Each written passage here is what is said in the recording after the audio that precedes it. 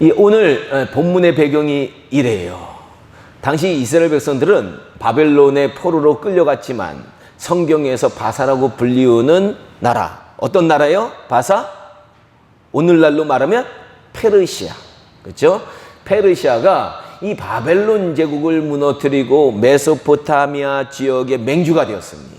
그리고 이 제국의 설립자가 누구냐 하면 고레스 왕인데, 이 고레스 왕이 이스라엘 백성들을 예루살렘으로 다시 돌려보내면서, 야, 너희는 돌아가서 하나님의 성전을 건축해라. 내가 이것을 명령하고 이것을 이루겠다고 200년 전부터 예언되어 있다는 걸 내가 안다 하면서 그들을 다시 예루살렘 성으로 보내줍니다. 이때 얼마나 신나겠어요, 그렇죠?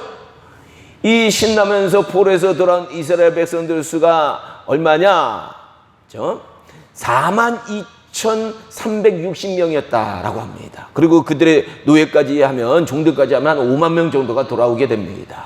그래서 그들은 자기 고향에 정착해서요, 이 성전을 재건하겠다라는 큰 소망을 가지고 귀환을 해서 처음에 이제 예루살렘과 그 인근 성읍에 살게 됩니다. 그리고 그들은요, 이 스룹바벨과 예수아라는 지도자를 중심으로 도착하자마자 하나님께 예배를 드리기 위해서, 제사를 드리기 위해서 번제단을 만들게 됩니다. 그리고 포로 생활 동안 중단되었던 제사를 다시 드리기 시작하게 됩니다. 또 귀환한 지 2년 2개월 만에 그들의 정말로 목표였던, 그죠? 애굽에서도 나올 때 하나님께서 왜 애굽에서 그들을 데리고 나온다고 모세를 통해서 바로 왕에게 얘기했어요? 하나님께 예배 드리게 하기 위해서, 제사 드리게 하기 위해서 데리고 나온다 그랬는데, 이때도 포로로 나와서 하나님께 정말로 아름답게 제사 드리기 위해서 성전을 이제 세우기 시작하게 되는 겁니다. 그래서 2년 2월에 성전 공사의 기초를 놓게 되었다라는 겁니다. 그런데요, 이 하나님의 사역은 항상 시작될 때 쉽게 시작되면 안 돼요. 보니까 조금 고난이 있어야 돼요. 어려움이 있어야 기도하게 되거든요. 어려움이 있어야 또 맛있는 거예요. 그렇죠? 그래서 얼마 가지 못해서 주변에 있던 여러 대적들의 방해로 성전 건축이 중단되게 됩니다. 이런 상황에서 하나님께서는요, 이 스가랴 선지자를 통해서, 오늘 본문이 있는 이 스가랴 선지자잖아요.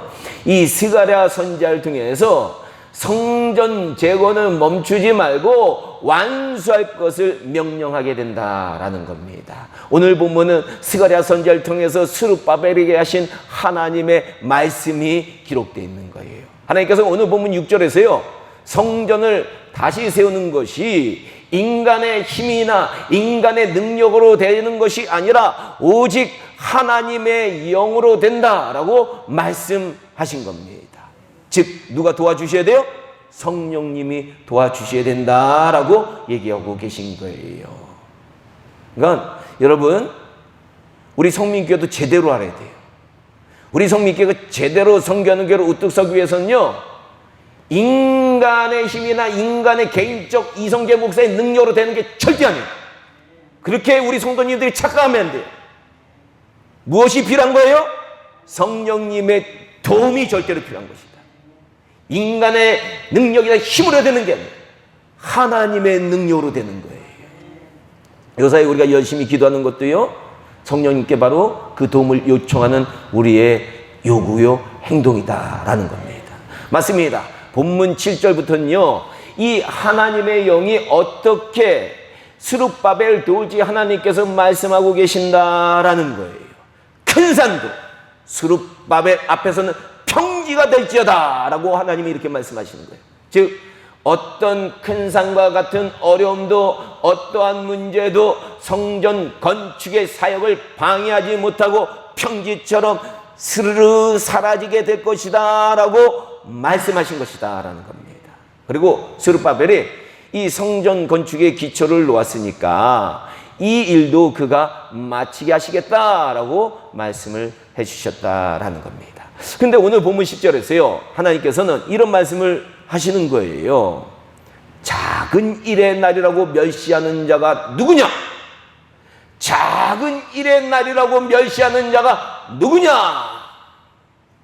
이 말씀은요, 당시 포로에서 돌아온 이스라엘 백성들이 하나님의 성전을 건축하는 것을, 세우는 것을 시기하고 질투하던 주변에 많은 대적들이 있었는데, 이 대적들이 야, 이제 겨우 성전에 기초를 놔가지고 그 돌 하나 놔가지고 어떻게 그 큰 성전을 짓겠느냐라고 비웃는 그대 멸시에 대해서 하나님께서 하신 말씀입니다.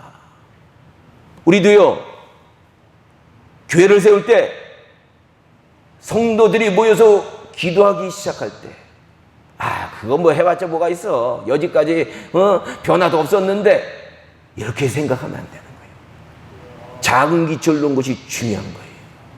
기초를 놓는 것이 중요하다. 하나님의 눈에는 성전에 첫 돌을 놓은 그 작은 일이 매우 귀하다라는 겁니다. 이 작은 시작이 큰 역사를 이룰 것이니까 이 작은 시작을 멸시하지 말라라는 하나님의 말씀이다라는 거예요. 그렇습니다. 우리는요, 하나님처럼 작은 것을 멸시하지 말고요, 귀하게 여길 줄 알아야 되는 거예요. 교회나 인간의 역사는요, 작은 것을 귀하게 여기는 것부터 시작되어서 나중에 큰 역사를 이루게 되었다라는 것을 우리가 알아야 됩니다. 지금 여러분들 아시는 대로 전 세계가 알고 있는 회사가 있어요. 우리나라 회사. 어느 회사예요? 삼성. 근데 이 삼성그룹에 엄청난 이익을 가져다 주는 회사가 있는데 반도체, 삼성반도체라는 회사예요. 근데 이 삼성반도체를 시작할 때 이건희 회장이 이제 돌아가셨잖아요. 그 이건희 회장이 남들이 그 작은 반도체 그게 무슨 수익을 내겠느냐, 그 사업에 뛰어드는 것을 만류를 많이 했다고 그래요. 근데 그는요, 그 작은 것이 세상을 변화시킬 것이다 라고 생각하고 소중히 여긴 결과 세계에서 지금 가장 큰 회사 중에 하나인 삼성 반도체가 만들어진 거예요. 세계적인 회사가 되었습니다. 이처럼 우리 신앙인들도 작은 것을 멸시하지 않고 소중히 여겨야 될 줄은 믿습니다. 세상 사람들도 작은 것의 소중함을 아는데 하나님의 사람들은 더욱 작은 것이 얼마나 소중한 것인지 알아야 된다라는 거예요. 그렇다면 우리는 이제 우리 신앙을 갖고 있는 사람들은 어떤 작은 것들을 소중히 여겨야 되는지 오늘 좀 우리가 생각해 봐야 될 것 같아요. 그래서 몇 가지 우리 신앙인들이 소중히 여겨야 되는 것, 작지만 소중히 여겨야 되는 것에 대해서 몇 가지 나눠보려고 합니다. 첫째는요, 이 작은 시간을 소중히 여겨야 되는 것 같아요. 이 바울 사도는요, 에베소서 5장 16절에서 세월을 아끼라, 때가 악하니라. 세월을 아끼라고 했어요. 즉 시간을 아끼라는 거예요. 그런데 많은 사람들은요, 큰 시간은 소중히 여길 줄 아는데 작은 시간은 소중히 사용하지 않는 경향이 있다라는 겁니다. 만약 우리에게 10일의 휴가가 주어진다면 우리는 10일 동안 내가 자유함을 얻게 됐는데 어떻게 사용할지 이리저리 궁리하게 될 거예요. 또 긴 연휴를 가지게 되면 이 시간에 어디로 여행을 갈지 미리 계획을 세우면서 소중히 다루는 사람들이 정말로 세상에 보니까 많더라고요.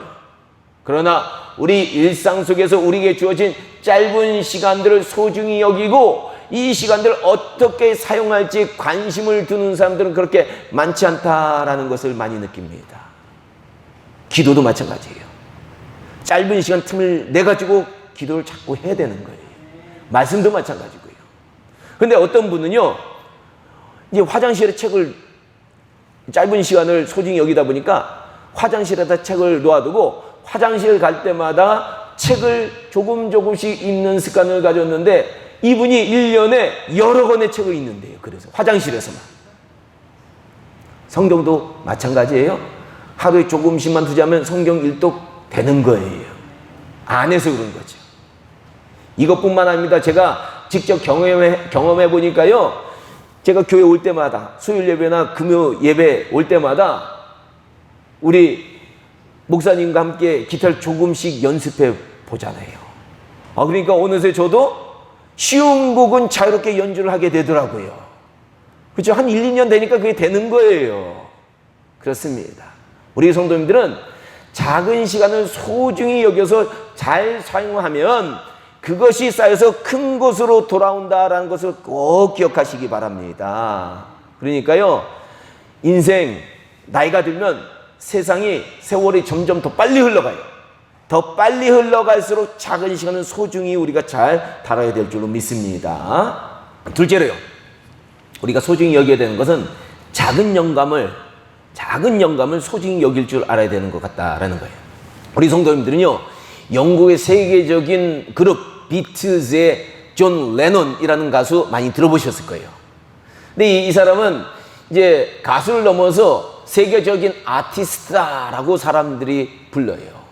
이 가수는 평소에요, 어떤 습관이 있었느냐 하면 기쁨, 자기가 느끼는 슬픔, 여러 가지 자신의 감정을 기록으로 메모로 늘 남기는 습관이 있었대요. 근데 나중에 시간이 지나고 보니까요, 이 메모를 통해서 그는 수많은 명곡을 창작하게 되었고, 그 메모들이 그의 이 창작의 영감의 원천이 되었다라고 나중에 밝혀지게 되었어요. 이처럼 하나님께서는요, 수많은 영감을 우리 사람들에게 날마다 주고 계신 거예요. 하나님은 날마다 우리 일상에서 많은 영감을 주고 계신다는 것 여러분들 아셔야 돼요. 하지만 많은 사람들은 이 영감을 소중히 여기지 않고 하찮게 여기는 경우가 많다라는 겁니다.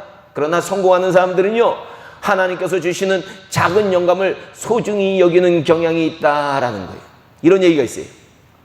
유대인들은요, 이제 13살이 되면 이 바르미츠바라고 하는 성인식을 갖게 됩니다. 아주 거대한 성인식이에요. 그래서 이 성인식은 대단해요. 축제와 같아요. 근데 이때 부모님들은 자녀가 이제 성인이 되었으니까 이것을 기념을 하기 위해서 여행을 주로 보내준다고 합니다. 그래서 이 전통에 따라서 영국에 거주하던 한 유대인 가족이 성인식을 마치고 아들을 인생에 의미 있는 여행을 한번 보내주려고 하는데 돈이 별로 없는 거예요. 그래서 아들이 일본을 가고 싶어서 일본을 보내주게 되었는데 13살에 야, 대단한 거, 이런 전통이 있는 게. 근데 돈이 없어가지고요, 편도 비행기만 표를 사서 보내준 거예요. 노잣돈 조금 하고. 대단한 부모자, 그죠? 부모님들이 대단해요. 유대인들은 이렇게 자녀들 훈련을 잘 시켜요. 그러자 노잣돈이 별로 없는 이 아들은 일본에 가서 밥을 좀 아끼면서 배고프게 여행을 다니면서 배고픈 상태로 해변을 어느 날 거닐고 있었는데 조개 캐는 여자들 만나게 된 거예요. 이때 그는요, 조개 캐는 여자들 바라보다가 조개 껍질이 햇빛에 반사되어서 영롱하게 반짝반짝 빛나는 것을 보게 된 겁니다. 그리고 그 순간 머리에 한 영감이 스쳐갔어요. 야, 저걸로 단추 만들어 팔면 잘 팔리겠다. 그렇죠? 이게 단추하고 무슨 관련이 있었나 봐요. 그 소녀는 조개 껍질로 단추를 만들어 영국으로 보내기 시작했는데 그 단추가 영국 최고급 밍크 코트에 다는 단추로 각광을 받게 되어서 불티나게 팔려가지고 그 소년이 그 단추를 통해서 엄청나게 돈을 벌게 되었다라는 겁니다. 이처럼 작은 영감은요, 큰 역사를 이룰 수 있는 원천이 될 수 있다라는 거 여러분들 아셔야 돼요. 이런 사실은 우리 신앙에서도 마찬가지예요. 신앙생활 할 때도 이 영감이 되게 중요해요. 하나님께서 우리에게 주시는 날마다의 영감이 엄청나게 중요한데 이거 소중히 잘 생각해야 돼요. 과거 이스라엘의 역사를 보면요, 하나님께서는 수많은 선지자들을 보내주셨다는 것을 여러분들 아실 수 있어요. 그러니까 이스라엘 역사를 보면 수많은 선지자들의 이름들이 나오는데 그 선지자들이 다 선지서를 기록한 선지자들은 아니에요. 하나님께서는 그들에게 직접 하나님의 말씀을 주셔서요, 이스라엘 백성들에게 하나님의 뜻을 전하도록 하셨어요. 그런데 이 수많은 선지자들의 말씀들 중에 지금까지도 살아남아서 구약 성경이 되고 오늘날 우리에게 영향력을 미치는 말씀은 아주 일부분이다라는 겁니다. 하나님이 역사 속에서 수많은 선지자를 통해서 이스라엘 백성들에게 말씀하셨지만 그 말씀이 남아서 우리에게 전달되고 있는 것은 아주 일부분이에요. 거의 대부분의 말씀은 선지자들이 이스라엘 백성들에게 전하고 그 사명을 마쳤습니다.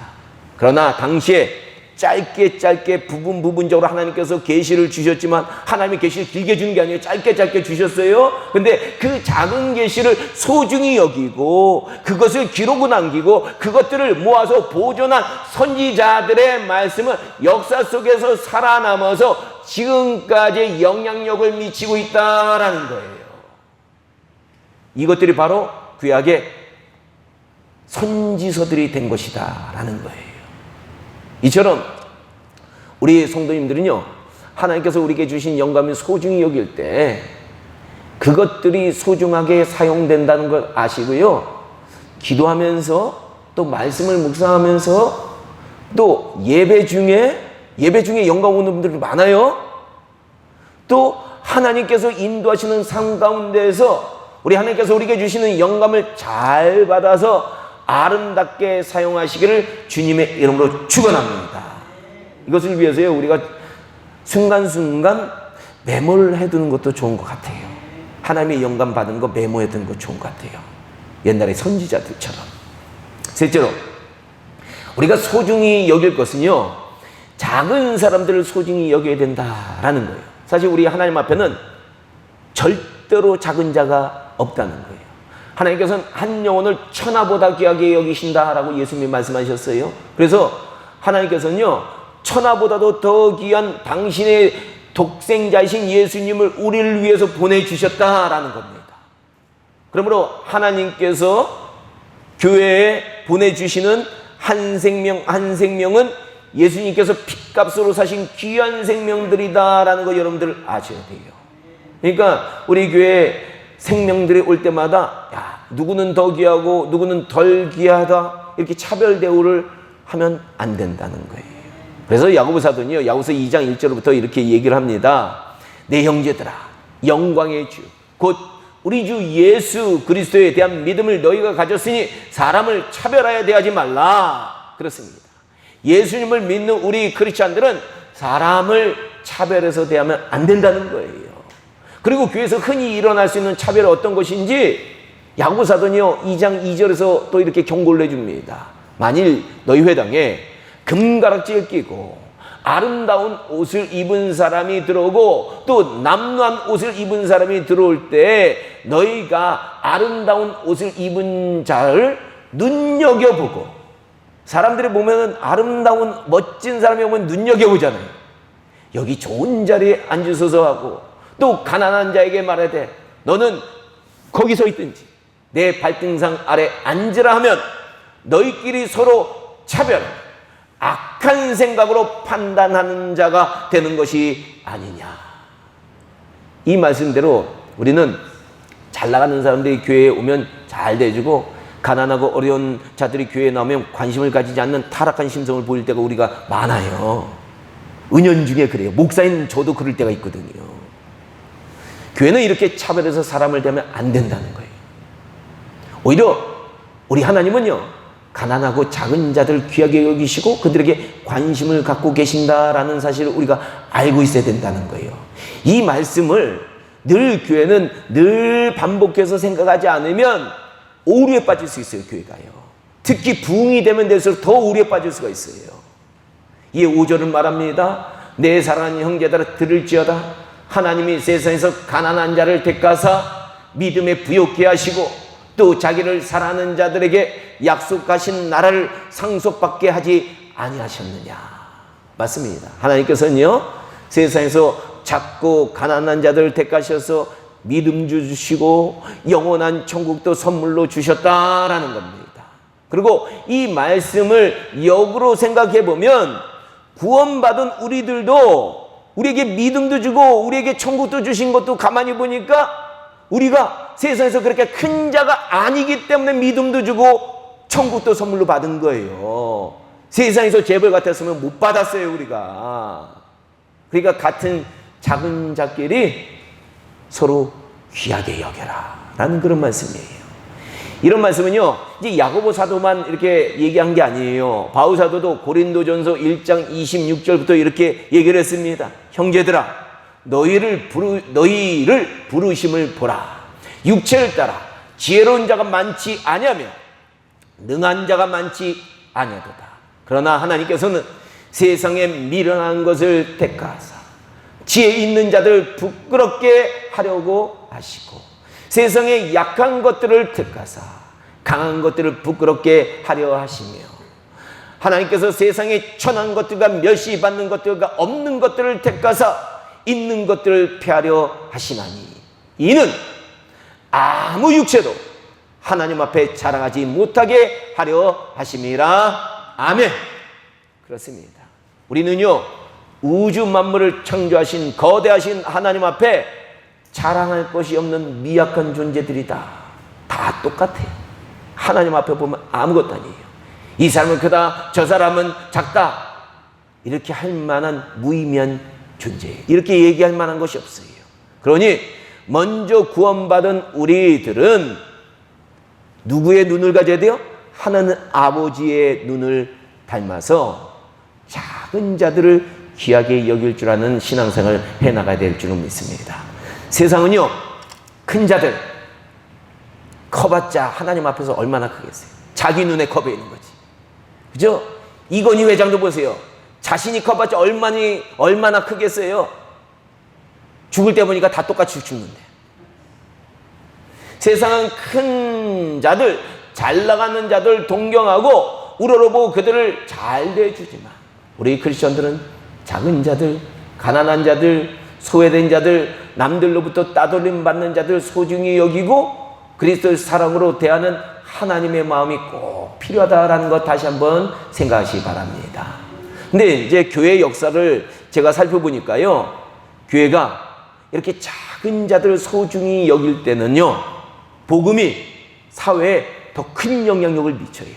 초대교회들 보면 초대교회 성도들은 작은 자들, 소외된 자들 소중히 여겼거든요. 그래서 부자들은 안 왔어요, 교회를. 귀족들은 안 왔어요. 귀족들은 교회는 가난한 사람들이 갔는데 뭘 그런 데가 우리들이 갈 데가 아니야, 그렇게 생각했는데 오히려 이런 교회들이 사회에 큰 영향력을 미치게 되었다라는 겁니다. 사회로부터 칭찬과 존경을 받는 공동체가 되었다라는 거예요. 하지만 교회 성도들이 사회에서 귀한 자들, 높은 자들, 잘 나가는 사람들, 장관들, 국회의원들, 그쵸, 경제적으로 성공한 사람들, 이런 사람들 귀하게 여기는 잘못된 풍조가 교회에 들어왔을 때는 교회는 수많은 문제들이 일어났어요. 분쟁들로 어려움을 늘 겪게 됩니다. 그리고 오히려 세상에서부터 지탄을 받게 되는 거예요. 그래서 야고보 사도가 야고보서 2장 6절에 이렇게 얘기했어요. 그런 비슷한 상황이 이제 요새 교회에서 많이 일어나고 있는데요.